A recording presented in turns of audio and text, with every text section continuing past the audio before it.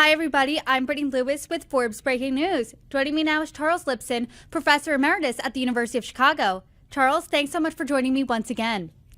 It's always a pleasure, Brittany. I really enjoy it. Likewise. So let's dive right in. We've got a wide-ranging conversation today. Let's start out with Marjorie Taylor Greene, the Congresswoman from Georgia. She has some plans to force members of Congress to vote on whether or not to oust Mike Johnson from his position as Speaker of the House. What do you make of this move? Not very smart, but I understand why some people want to do it. There's sort of two sides to it. One is that they're very frustrated. That, in a way, Johnson came from the group that's trying to oust him. So it's not as if they didn't share an ideological approach. But I think Johnson has a good sense that there's only so much he can do when he doesn't control the Senate, doesn't control the White House, and has a very narrow margin in the House. So he permitted bills to go through, and they only went through because there weren't party line votes. The Democrats voted with with a lot of the Republicans to pass the bill that funded the foreign aid package. As you know, there are a number of Republicans who don't like parts of the foreign aid package, particularly the part that goes to Ukraine. They generally favor the part that goes to Israel. But they wanted something on the southern border. The problem was the Democrats in the Senate and the White House had promised to veto that, so it was going to be a non-starter. That would leave Ukraine very vulnerable and send a very bad message both on Israel and Taiwan. So in the end, Johnson decided to go forward with it. Now, the other point is a very general one, which is that if you have a small, cohesive group in a very narrowly divided Congress, you've got a lot of leverage. But that leverage wouldn't just be with a small group on the right. It could be with any group of Republicans. In fact, if you look back, what's really striking is how Nancy Pelosi managed, with a similar kind of small margin, to keep everybody in line with an iron fist.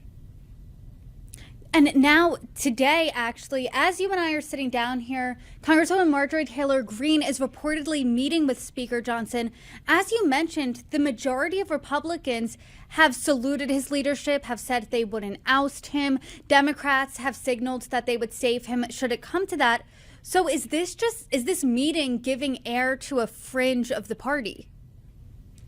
Yes, but I think you have to do it. I think that the problem, first of all, it looks as if Donald Trump tried to cut this off and really didn't succeed. That is, Marjorie Taylor Greene went forward despite opposition. And why would national Republicans oppose her? And the answer is because they want to keep the focus not on a dysfunctional Republican-led Congress, but on all the issues that are tilting against the Democrats on the national stage, from Israel to the campus protests to inflation to the open southern border. The list goes on and on. Why would you want to step on your own foot when the other party is stepping on theirs? I mean, that's a really good question. So you posed the question, actually, are Republicans more interested in ideological purity than governing the country? What do you think that answer is? The answer is most are interested in governing the country. But as I said, a small but cohesive group is able to go in a different direction and post a very difficult issue.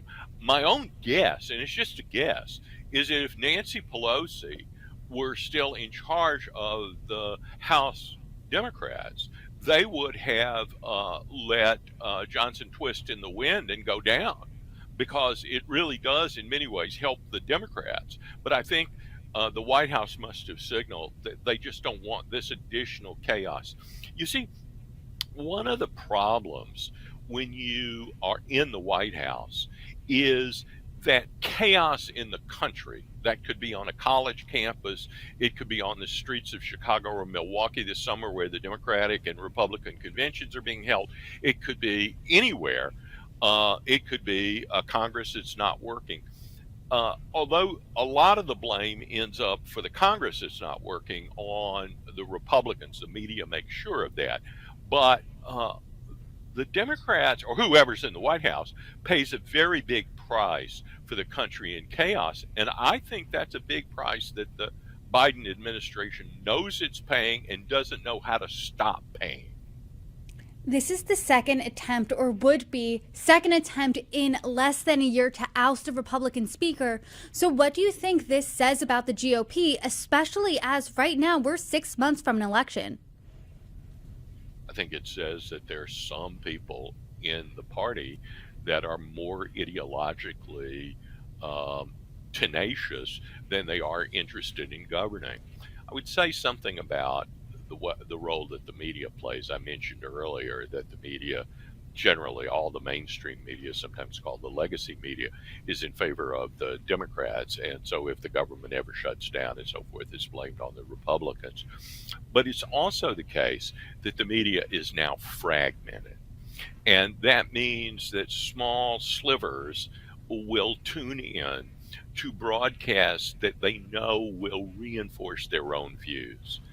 And even some of the larger broadcasts end up featuring people like Marjorie Taylor Greene because they like the bomb throwers. That gives them some leverage. In the British Parliament, those used to be called backbenchers, and they just didn't get any attention.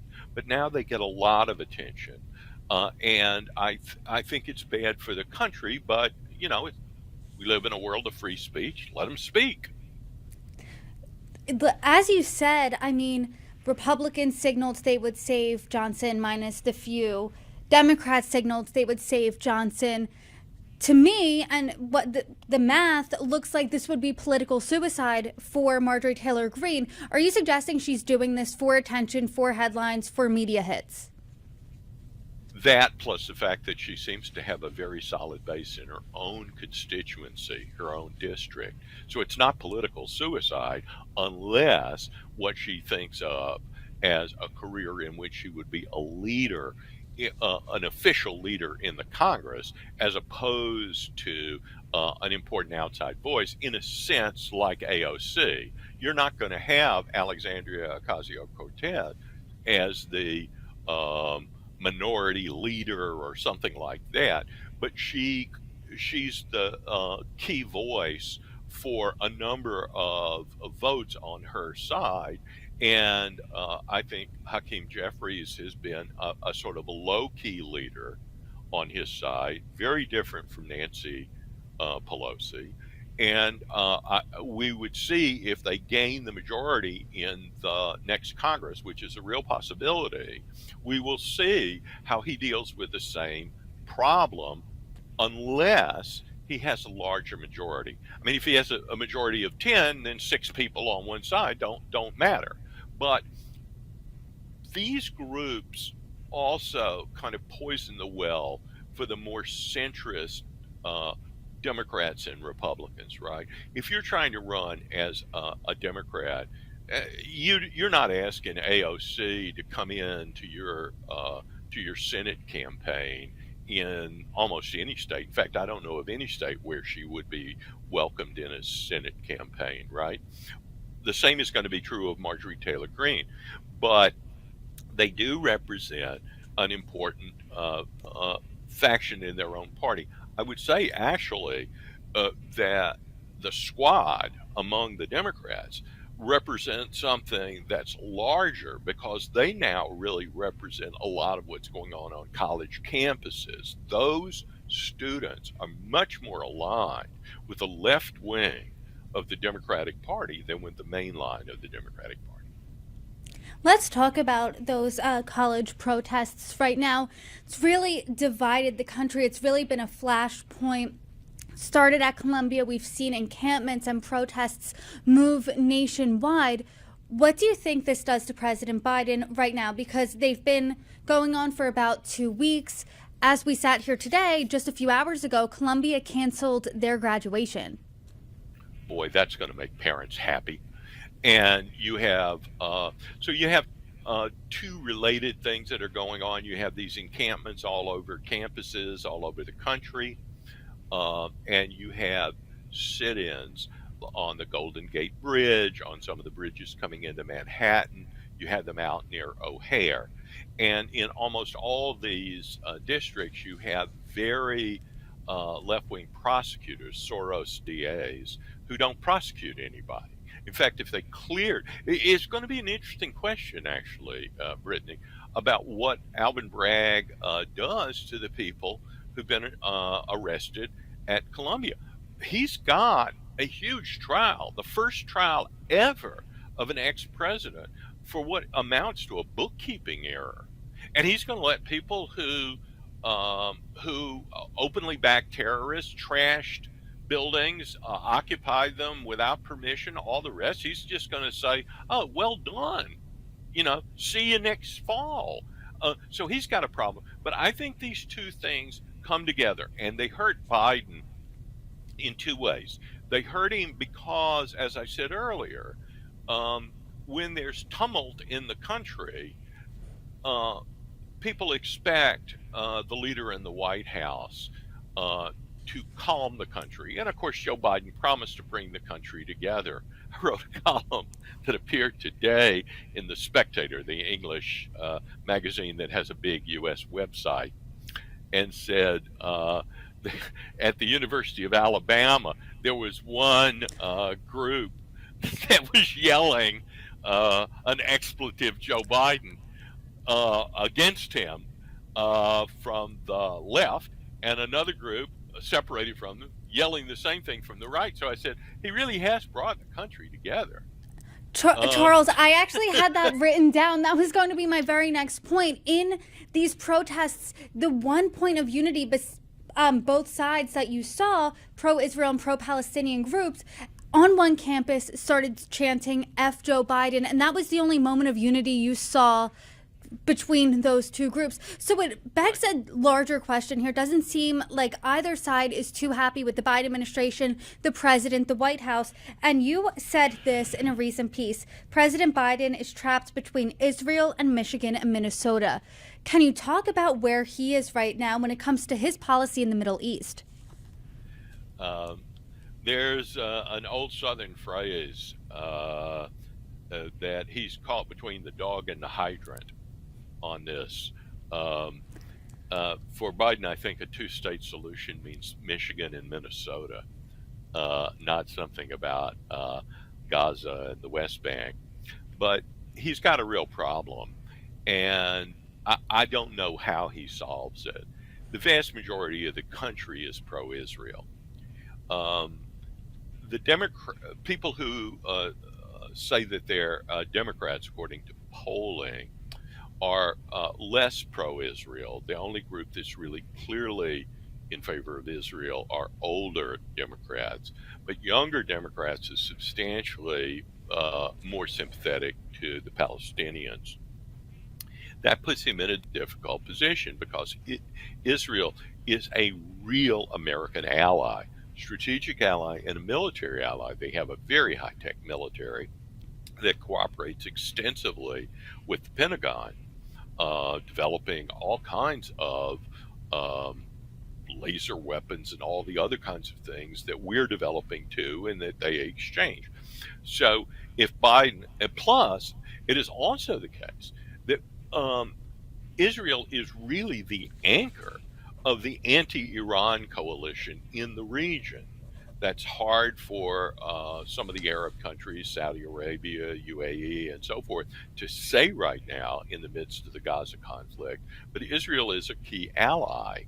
And Biden has been wishy-washy on all of this. The more he leans to appease these younger pro-Palestine voters and campus encampments and so forth, the more he alienates the vast middle of the electorate. The more he appeals to the middle of the electorate, the more he alienates the younger voters. You remember as a kid, Brittany, when you had two magnets and you put the wrong ends toward each other and how they pushed apart. That's kind of what Biden's situation is now. You also made the comparison before in one of our previous conversations of it's like bowling when you have pins on two opposite sides. Which one are you going to hit? Because the likelihood of knocking both of them down is pretty much slim to none. So is there any indication of which pin he's trying to hit here or how he's navigating this? He's bowling it straight down the middle between the 7 and the 10 pin. Margaret Thatcher said it's dangerous in the middle of the road because you get hit from both sides. And I think that that's his problem now. But he is an old-fashioned politician in many ways. He really does tilt to whichever way the wind blows. And having been in the Senate for many years, you can see his shift in positions. And that's not because he's a deep thinker who's absolutely reevaluated his positions. He's just a weather vane. And mostly he's a weather vane for the Democratic Party. One thing that's changed in recent years, Brittany, and I find it interesting, in the old days, you used to have politicians who would run, let's say, to the left in the Democratic primary and then move back to the center in the general election. And they would run to the right in the Republican primary and move back to the center in the general election. That doesn't happen as much now. And it's an interesting question why. I think one of the reasons, well, one of their responses has been to work more on mobilizing your own voters rather than trying to get kind of undecided in the middle. But I actually think, I wonder what you think of this. I actually think a lot of it has to do with the fact that what you say in the primaries is now everything is captured on cell phones. Everything is captured on video. You can't take one position in April and have a different position in July. I think that's a great point because with the invention of Twitter and the invention of screenshots, I mean, it makes it impossible to say, no, I didn't say that because people have the receipts right there. And I am curious because usually foreign policy isn't a top concern for voters in the presidential election. Now there's a few wars going on abroad. Is it a big deal, this one? Well, we don't know how big a deal it will be. It's certainly not at the top of anyone's agenda almost ever. The last time I can think of it being that prominent was in 1968 when we were in the midst of the Vietnam War, which is something that Bernie Sanders has brought up again. Of course, it's when his life peaked. But the fact is, even then, we had all these assassinations and we had chaos in the streets and we had a lot of other things going on. I think the fact that there's an open southern border, there's inflation, there's slow job growth, there's high interest rates, which make it hard to buy a house. Those kinds of things are going to be at the top of people's agenda. But let's talk about foreign policy for a second. The reason foreign policy is not at the top of people's agenda is partly because they can't see how it affects your life. You go home to your apartment or your home, Brittany, I do the same to mine. How exactly is a war in some distant region going to affect me, whereas the price of beef being twice as high as it was does affect me? But I also think that one reason foreign policy plays a lesser role is that people think, well, the people in charge, they're experts. They really know what they're doing. And so what's happening with the Biden administration is twofold. One, the issues have become more prominent with the war in Gaza. But also, people don't think Biden knows what he's doing. And that was a concept that was solidified with the failed withdrawal from Afghanistan. There's also been a failed policy toward Iran, but they haven't really been called out on that very much. The policy toward Iran under Trump was really squeezed them financially. They hardly had any money left at the end of the Trump administration. So it was very difficult for them to support all these regional allies that were part of their effort to become the hegemonic regional power. When Biden came in, he didn't remove very many of the sanctions, but they didn't enforce them. Iran is now rich, and the fact that U.S. oil production was cut down gave Iran this wonderful chance to jack up the price of its own oil and sell it. So the United States is now in the bizarre position of enriching countries like Venezuela and Iran and maybe Russia. But I think people no longer think that, oh, I can leave these matters in the capable hands of Joe Biden and Jake Sullivan and Tony Blinken. They may or may not know the names of the underlings, but they no longer think that any of this group knows what it's doing. Let's completely switch gears a bit here and talk about the Republican VP stakes. There are some names being floated around for contenders that would be former President Trump's number 2, and they are Senators Tim Scott and Marco Rubio, North Dakota Governor Doug Burgum, and Congressman J.D. Vance and Congresswoman Elise Stefanik. What's your thoughts here on this reported shortlist? It's an interesting short list, but I can't skip over Kristi Noem. I have never seen anything like her meltdown. Nothing. I mean, I can remember Senator Tom Eagleton being being nominated as vice president, and then having to withdraw after it had turned out that he'd had in serious mental health treatment. But shooting a dog? Good Lord. We were talking about how this country's deeply divided. Another moment of unity we saw in recent weeks were Republicans and Democrats coming together and being equally disgusted at the story of her dragging her puppy and family goat into a gravel pit and executing them with a gun. So, A, why did she bring this up herself in her book? And B, how do you think the apology tour is going? And C, do you think this crosses her off permanently as Trump's VP?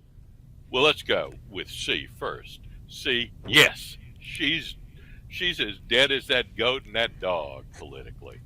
And I would say that, and the only reason you could bring it up is either you're tone deaf or more likely she thought it was going to get out.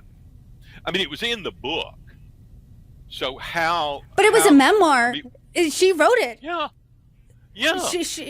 Maybe that was a part of her memory she should have erased, like Tom Eagleton. But the fact is, once it was in the memoir, it was going to come out, and the Republicans are very fortunate that she wasn't already on the ticket, because given all the issues that you would like to run on, dog killing is not at the top of the list. Let's go back to the serious people. I think that these candidates all bring something very different. Let's start with Tim Scott. Tim Scott, I think what he basically brings is, I'm nice enough for both me and Trump. My niceness is the basic thing. He ran for president, and as best I could tell, he didn't say anything. So Trump may have some questions. Trump, if elected, will be a lame duck from the day after election. And so he's going to be looking for somebody who may carry on. His first thing will be, who will help me win? But his next thing will be, who will make the Trump presidency like the FDR presidency or the LBJ presidency, one that changes the trajectory of the country. And I think his best bets in that regard are Elise Stefanik and J.D. Vance. Stefanik has really impressed me. Look, she's an upstate New York congresswoman without, senior position. And she ousted the president of 2 Ivy League colleges And I mean, and she did it with hard questions that they didn't have answers to. So, and this is a big issue. And my sense, I saw her on TV again last night, is that she's very capable on the media, and she brings something impressive there. J.D. Vance strikes me as somebody who is very much molding himself in the Trump image. Now, the setback that that almost all these candidates have is that none of them have administered a two-car funeral. The question is, I mean, you know, you'd like to have somebody who's governed a state, uh, served as attorney general, whatever. That doesn't necessarily mean you're competent. I mean, look at Kamala Harris, who was attorney general, and just turns out to be breathtakingly incompetent. But Trump will also be looking for who will be good in the debate against her. And I've got to say, especially given that the only reason the Democrats ever have a chance now is the huge lead that they have among women. And I would say that Elise Stefanik would be a better candidate to go up against the cackling vice president than any of the others. Although, frankly, I think that J.D. Vance would do a great job. Marco Rubio would do a great job. He presents a technical problem. Trump would have to change his residence because the way the Electoral College works. Rubio couldn't change his residence because he's a senator from Florida, but the Electoral College cannot vote for a vice president from the same state as the president. So Trump would. I don't think that that's something that can't be done. Remember, George W. Bush was from Texas, and so was at the time. So was Cheney, and he changed his residence. So I just don't. I think it's a parlor game at this point. But behind the scenes, Brittany, I imagine there's some really serious investigation of all these candidates because you don't want to find a Bob Menendez problem. And as this herd thins out, I'm sure you will join me to talk about that and more. Per usual, Charles Lipson, thank you so much for the conversation. Brittany, it's such a pleasure to be on with you.